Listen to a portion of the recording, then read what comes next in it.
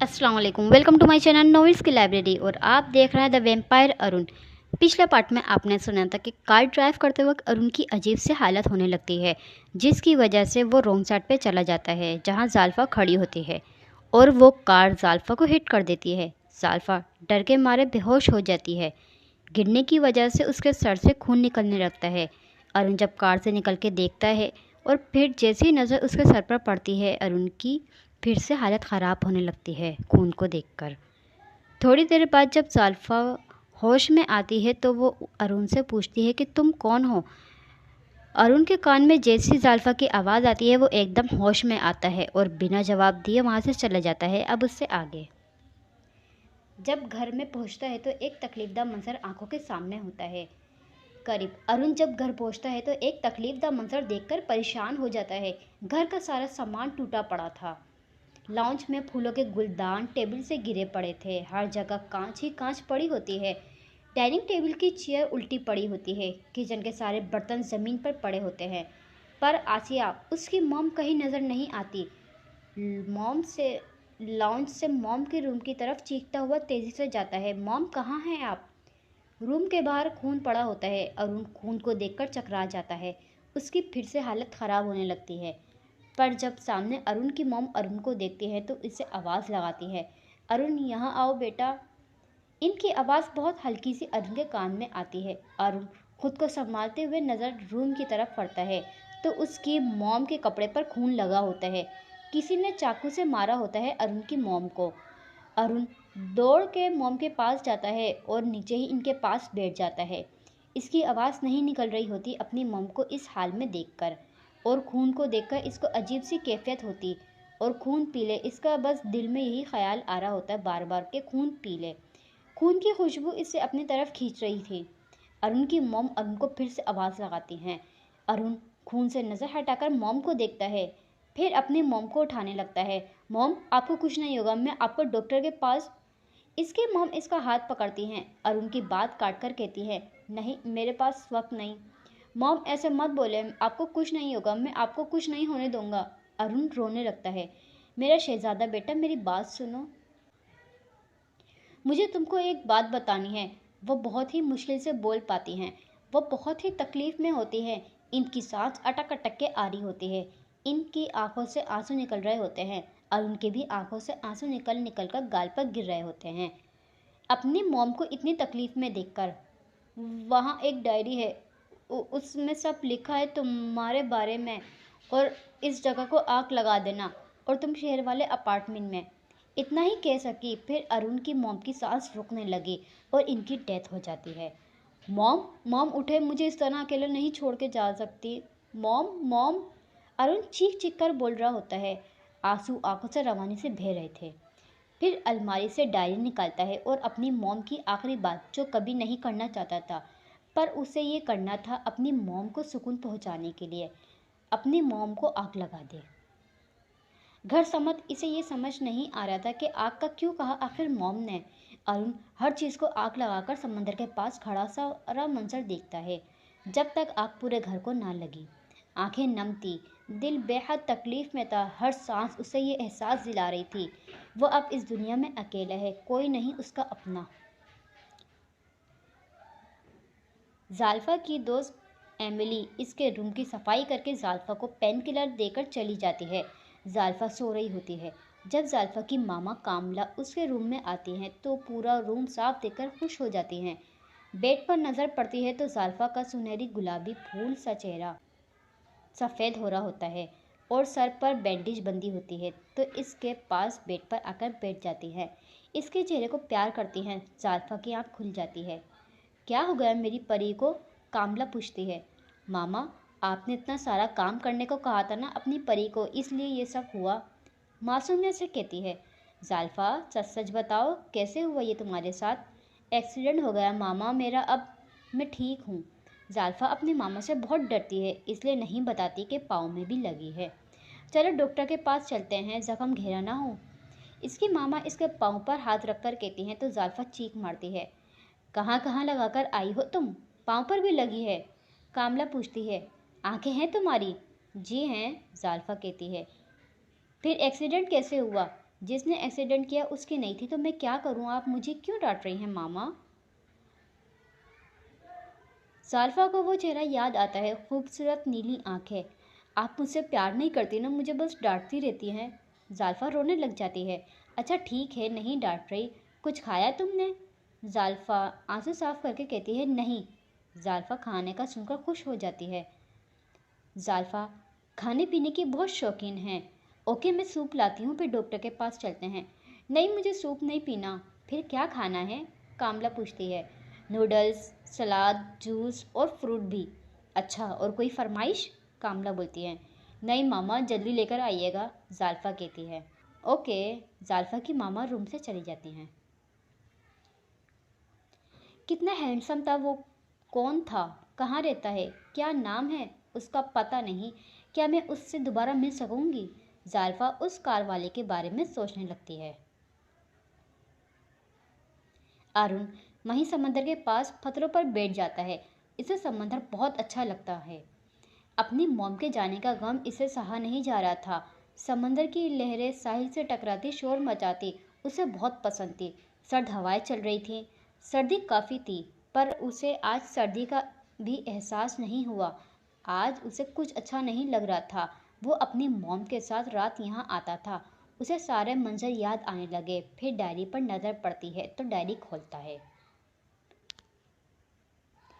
फौरन सफ़े पर अरुण और इसकी मॉम की तस्वीर लगी होती है। इसकी आंखों में आंसू निकल आते हैं। फिर आगे के सफ़े को पढ़ना लगता है।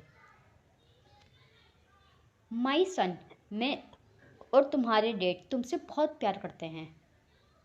मैं भी आप दोनों से बहुत प्यार करता हूँ, पर आप मुझे छोड़ के क्यों चली गई? मैं कैसे जीऊँगा?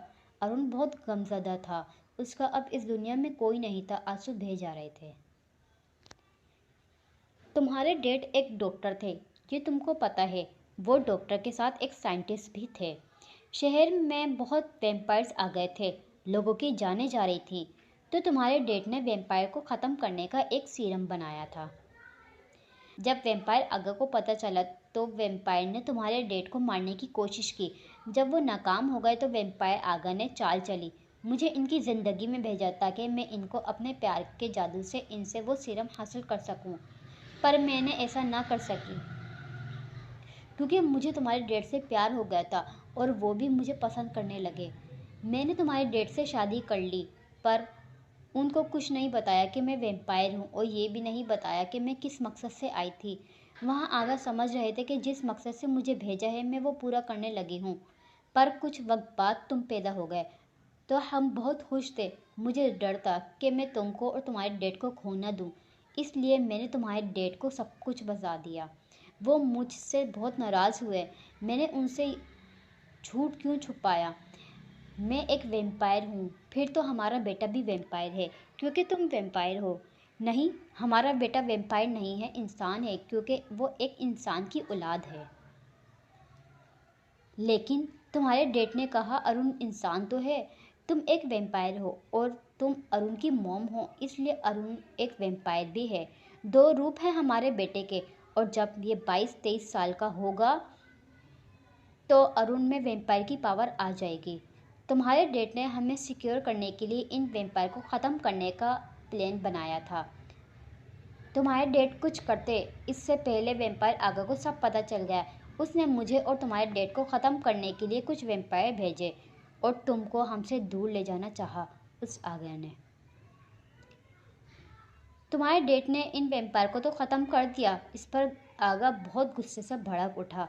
हमें पता था अब वो खुद आएंगे, इसलिए तुम्हारे डैड ने मुझे तुमको शहर से इस जगह भेजने का फ़ैसला किया। मैंने तुम्हारी हिफाजत के लिए ये बात मान ली। तुम जब 1 साल के थे इनका फ़ैसले पर मैं तुमको लेकर घर से निकली। पीछे से वैम्पायर आगा आ गए। मैंने इनको आते हुए देख लिया था, पर वैम्पायर आगा ने मुझको और तुमको नहीं देखा। और फिर तुम्हारे डैड ने इस सीरम को इंजेक्शन में डालकर आगा को लगा दिया। आगा एक पावरफुल वैम्पायर थे। इनको असर तो हुआ, पर ये असर चंद सालों में ख़त्म हो जाता। बाकी वैम्पायर ने तुम्हारे डैड को मिलकर मार दिया, क्योंकि सारे वैम्पायर आगा के बिना कुछ नहीं थे। वो आगा को ठीक होने का इंतज़ार कर रहे थे और हमें वो भूल गए थे। मैं तुमको इन सबसे दूर इस घर में ले आई। जब तुम 10 साल के थे तो मुझे पता लगा कि आगा ठीक हो रहे हैं, तो मैं तुमको लंदन ले आई और वो तुमको मुझसे छीन लेते और मुझे मार देते। मुझे यकीन नहीं था कि तुम वैम्पायर बन जाओगे 22 के होते ही, क्योंकि तुम बचपन से ही एक ज़हीन बच्चे रहे हो। तुम्हारा IQ लेवल आम इंसान से ज़्यादा है। तुमने खून को देखकर कभी कोई हरकत नहीं की, नॉर्मल ही बिहेव किया। इसलिए मुझे लगता था अब तुम वैम्पायर नहीं हो। पर लंदन से हम वापस आए तो तुम 22 साल के हो गए। एक दिन तुम रूम से निकलकर रात 3 बजे घर से बाहर चले गए। मैं किचन में पानी पी रही थी। जब मैंने तुमको जाता देखा, तुम एक वैम्पायर के रूप में थे। मुझे पता लगा कि तुम वैम्पायर हो। नहीं, ऐसा नहीं हो सकता। मैं वैम्पायर नहीं हो सकता, मैं इंसान हूँ मॉम। अरुण चिल्लाता है और अपने दोनों हाथों की मुट्ठी बनाकर जोर जोर से पत्थर पर मारने लगता। हाथों से खून निकलने लगता है। नहीं, मैं वैम्पायर नहीं, चिल्लाता है फिर से। अपने ऊपर गुस्सा आने लगता है। मैंने तुम्हारा पीछा किया। तुम जंगल की तरफ जा रहे थे और वहां तुमने एक जानवर को मारकर उसका खून पी लिया और फिर तुम अपने होश में आए तो तुम घर के दरवाजे पर थे। बस तुमको ये याद था कि तुम कहीं से भागते हुए आ रहे हो। मैं तुम्हारे पीछे घर आ गई। तुम एक वैम्पायर हो मेरे प्रिंसेस अरुण। अब तुम्हारे अब तुम्हारी सारी पावर्स तुम में आ गई हैं। अब तुमको हर वो बात याद आ जाएगी जो तुमको अपने इंसानी रूप में याद नहीं होती। अब तुम कुछ भी करोगे वैम्पायर रूप में तुमको सब मालूम होगा। तुम कभी खून मत पीना मेरा बेटा। यह मत भूलना कि तुम एक इंसान की औलाद हो अरुण शफ़ान। तुम एक इंसान की औलाद हो अरुण शफ़ान, मत भूलना। और मुझे पता है कि वैम्पायर आगा हमें ढूंढ रहा है। जब हम लंदन से आए हैं मैं तुमको सब बताने वाली थी पर नहीं बता सकी। फिर उस रात मैंने डायरी में लिखा जब तुमको मैंने वैम्पायर रूप में देखा था। मुझे नहीं पता था कि तुमको मैं बता सकूंगी या नहीं। अगर वैम्पायर ने हमें ढूंढ लिया तो वो सबसे पहले मुझे मारेगा, क्योंकि मैंने धोखा दिया आगा को। इसलिए मैंने डायरी लिख दी। अगर मैं मर जाऊं तो तुम शहर वाले घर में शिफ्ट हो जाना। हमारा होटल है शहर में। फिर सब तुमको खुद संभालना होगा। तुम्हारे डैड का हॉस्पिटल था, पर वो मैंने सेल आउट करके ये होटल ख़रीद लिया। रात घेरी हो चुकी थी। चांद की हल्की सी रोशनी समंदर पर पड़ रही थी। डायरी में एक सफ़ा अभी बाकी था, पर अरुण ने उस सफ़े को पढ़े बिना डायरी बंद कर दी। एक लंबी सांस ली। मॉम, अगर आप मुझे सब बता देती तो आज आप मेरे साथ होती। काश मॉम अब बता देती। अरुण हल्की सी आवाज़ में कहता है। आंखों से आंसू खुश्क हो गए थे, पर दिल में बहुत गम था। अरुण खड़े होकर घर को देखने लगता है। वहाँ सिर्फ धुआं और राख नजर आता है। कार के करीब चेयर पर बैठ जाता है। रात कब उसकी आंख लग जाती है, सूरज की रोशनी अरुण पर पड़ती है तो अरुण की आंख खुल जाती है। डायरी उठाता है, कार की तरफ आता है, एक नज़र घर को देखता है जो अब पूरा राख हो चुका था। फिर कार में बैठकर शहर के लिए निकल जाता है। जाल्फा और एमिली का इंग्लिश लेक्चर में आखिरी साल था। एमिली से जाल्फा की यूनी में दोस्ती हुई थी। 5 साल के अरसे में बहुत गहरी दोस्ती हो चुकी थी। दोनों यूनी के पार्क में बैठी थी। क्या सोच रही हो जाल्फा? कब से देख रही हूँ, तुम खामोश हो। जाल्फा कहती है, क्या बताऊँ यार, वो नीली आंखों वाला दिलो दिमाग पर सवार है मेरे। कौन नीली आंखों वाला? एमिली पूछती है। वही एक्सीडेंट वाला लड़का। मैं उसे नहीं जानती और सिर्फ एक झलक देखी है। हर टाइम मेरे ख्याल में रहता है, जाल्फा कहती है। हद है जाल्फा, पता नहीं कौन था और तुम उसके बारे में सोच रही हो। छोड़ो उसे, मैं बताती हूँ तुमको। नीली आंखों वालों का। जाल्फा एमिली को घूर के देखती है और शाने उचकाती है जैसे वॉर्न कर रही हो, कुछ गलत मत कहना। एमिली बोलना शुरू करती है। हमारी क्लास में अरेज, रमीज और फरदान है ना? हाँ हैं, तो क्या हुआ उनको? जाल्फा पूछती है। तो उन सबकी भी नीली आंखें हैं और वो तीनों भी हैंडसम बहुत हैं। तो मैं क्या करूं? जाल्फा बोलती है। वो तीनों तुम्हारे पीछे पागल हैं। उनको तुम लिफ्ट नहीं करवाती और वो लड़का जिसे जानती नहीं तुम उसके बारे में सोच रही हो। अजीब लड़की हो जाल्फा डियर। नीली आंखें तो हर किसी की हैं, मैं हर रोज़ देखती हूँ। हैंडसम भी देखें यहाँ बहुत हैं, पर उस लड़का जैसा नहीं देखा, वो बहुत अलग था। इसकी नीली आंखें, ऐसी आंखें नहीं देखी मैंने, बहुत खूबसूरत थी, कुछ अलग था उन आंखों में, बहुत अच्छा था। तुम देखती तो तुम भी यही कहती एमिली। ओह अच्छा, इसलिए रोड पर छोड़ गया था तुम्हें। और तुमको आंखें पढ़नी आती भी हैं या नहीं? एमिली बोलती है। उफ उफ एमिली, कैसी बातें करती हो तुम। मुझे नहीं आती आंखें पढ़ना, और उसकी मजबूरी हो क्या पता, इसलिए मेरी मदद नहीं की, जाल्फा कहती है। मजबूरी? जाल्फा, तुम पागल हो गई हो जब से उस लड़के के बारे में बोली जा रही हो। कामला आंटी से कहती हूँ तुम्हारा दिमाग ठीक करेंगी। तुम मेरी दोस्त हो या दुश्मन? जाओ, मुझे तुमसे बात नहीं करनी। जाल्फा नाराज होकर उठ जाती है। एमिली आवाज लगाती है पर जाल्फा नहीं रुकती। अरुण एक बंगले के सामने रुकता है। कार इससे उतरकर बंगले को देखता है। वहां और भी बंगलो थे, बहुत खूबसूरत। अपने बंगले का डोर खोलकर कार में वापस बैठ जाता है। कार को अंदर ले जाता है, फिर पार्क करके उतर के लॉन्च में चला जाता है। लॉन्च बहुत ही प्यारा डेकोरेट होता है। लंबे लंबे लाइट पर्पल नेट के पर्दे लगे होते हैं। अरुण सारे लाउंज के पर्दे हटाता है। हर दीवार जहाँ से बाहर कॉलोन और पार्किंग एरिया दिखता है, सब शीशे की बनी होती है। अरुण पूरे घर को घूम कर देखता है। पूरा घर साफ होता है, जैसे कोई यहाँ रोज सफाई करता हो आकर। अरुण उदास हो जाता है। मैं कैसे जीऊँ, मेरी जिंदगी का कोई मकसद नहीं। अरुण चीखता है, कैसे ये सब मेरी वजह से हुआ। मॉम मेरी वजह से मारी गई।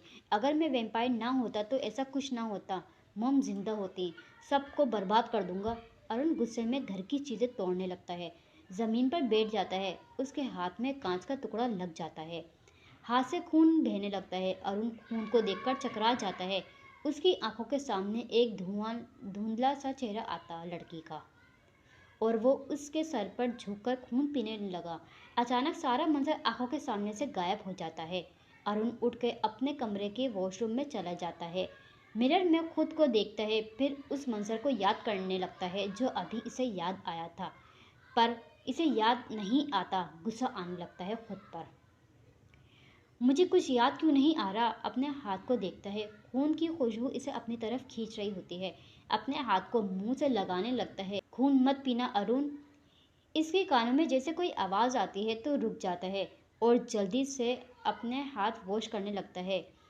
वहीं पे वॉशरूम में टाइल्स से टेक लगाकर बैठ जाता है। इसे दोनों गम खा रहे थे, अपनी मॉम को खोने का और दूसरा वो वैम्पायर है। वॉशरूम से निकलकर अलमारी की तरफ जाता है, फिर रुक जाता है। कपड़े तो हैं नहीं मेरे पास, सारे इस घर में आग लगा दी। रूम से बाहर आता है, कार में बैठकर निकल जाता है मार्केट की तरफ कुछ ड्रेस लेने। स्टोरी को यहीं पर ही एंड करते हैं। नेक्स्ट पार्ट में देखते हैं आगे क्या होगा। मेरे साथ जुड़े रहिए। स्टोरी अच्छी लगे तो like share and subscribe. Thank you, bye bye.